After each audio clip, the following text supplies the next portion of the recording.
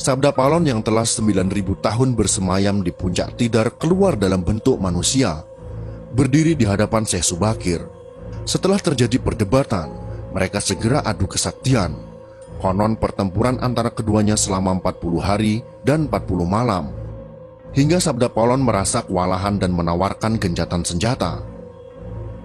Sabda Palon mensyaratkan beberapa poin dalam upaya penyebaran Islam di Jawa. Syarat-syarat itu pun disetujui oleh Syekh Subakir. Berikut ini adalah dialog antara Sabda Palon dengan Syekh Subakir yang terjadi di atas Gunung Tidar.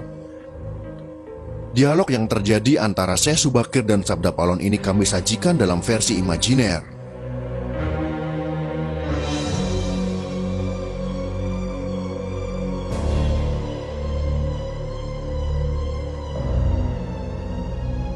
Inilah dialog yang terjadi.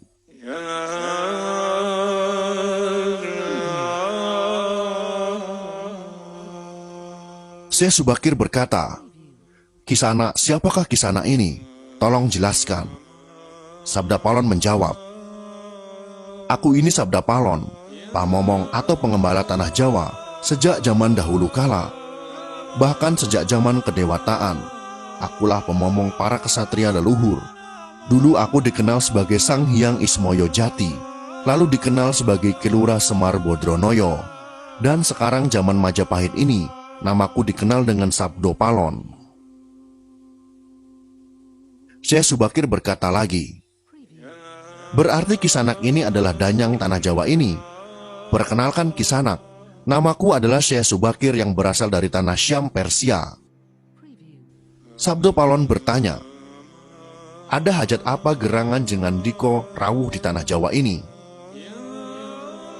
Syekh Subakir menjawab, "Saya diutus oleh Sultan Muhammad yang bertahta di negeri Istanbul untuk datang ke tanah Jawa ini.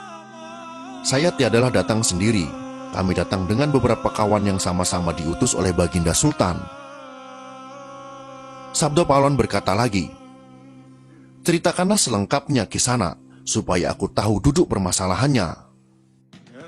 Syekh Subakir kembali menjawab, "Baiklah, pada suatu malam Baginda Sultan Muhammad bermimpi menerima wisi dari Hyang Akaryo Jagat, Gusti Allah Zat yang Maha Suci lagi Maha Luhur.